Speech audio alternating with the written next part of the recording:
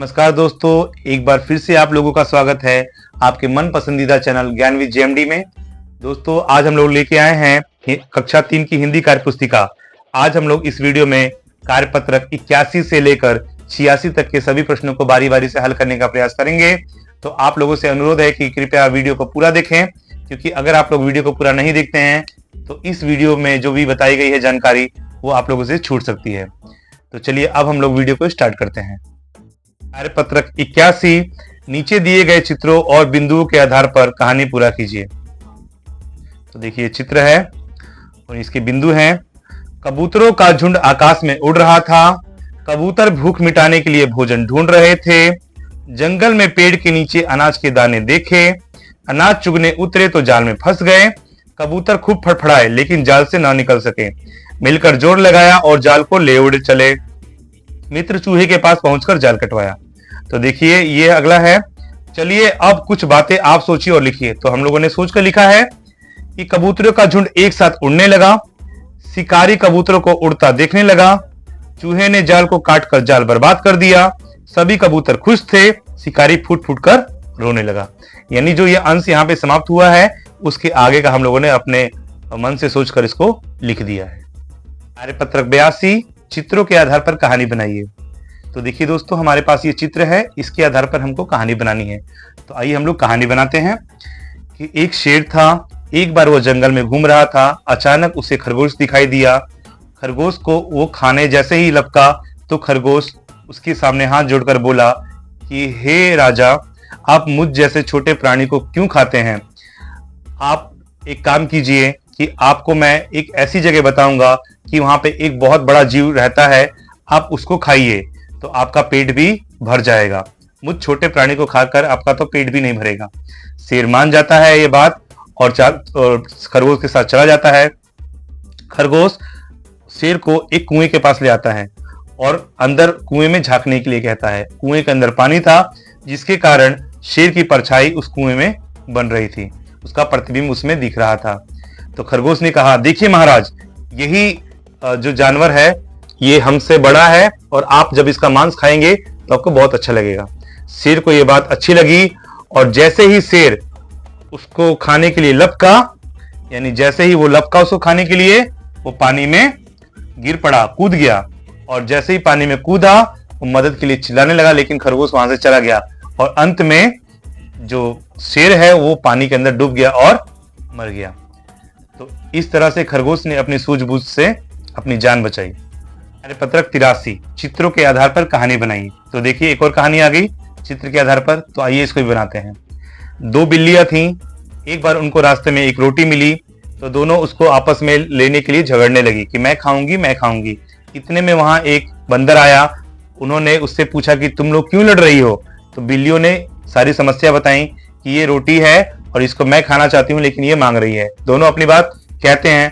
तो जो बंदर है वो उनको उपाय सुझाता है कि सुनो, एक तराजू लेके आओ और तराजू के दोनों पलड़ों पर इस रोटी को आधा आधा रख दो और बराबर बराबर इसको बांट लो।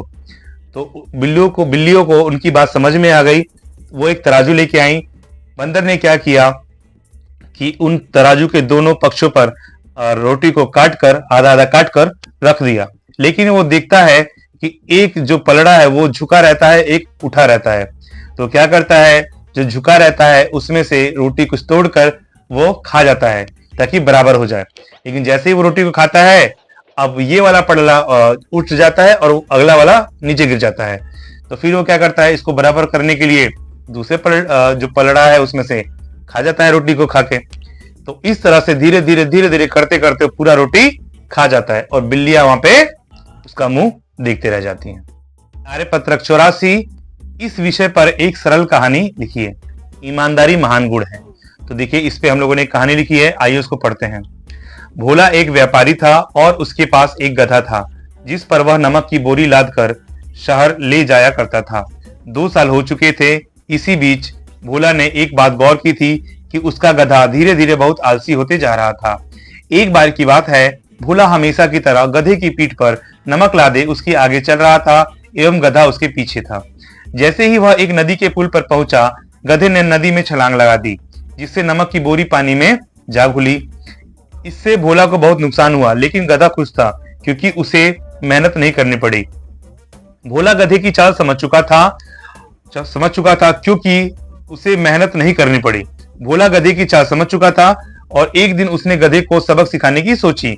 उसने गधे के पीठ पर नमक की जगह रुई की बोरी लाद दी। अब जैसा कि गधे का स्वभाव हो चुका था, उसने रुई के बोरे के साथ ही नदी में छलांग लगा दी। लेकिन इस बार ठीक उल्टा हुआ।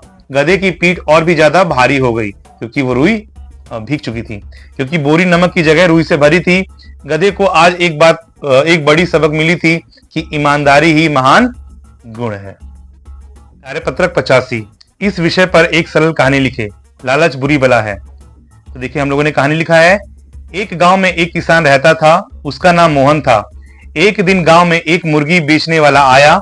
मोहन ने उस मुर्गी वाले से एक मुर्गी खरीद ली। वह मुर्गी रोज एक एक सोने का अंडा देती थी। एक दिन मोहन ने सोचा कि यह मुर्गी तो रोज रोज एक अंडा देती है, इसका मतलब कि इसके पेट में बहुत सारे सोने के अंडे होंगे। क्यों ना मैं सारे अंडे एक ही बार में निकाल लूं। इन अंडों को बेचकर मैं बहुत जल्दी अमीर आदमी बन जाऊंगा।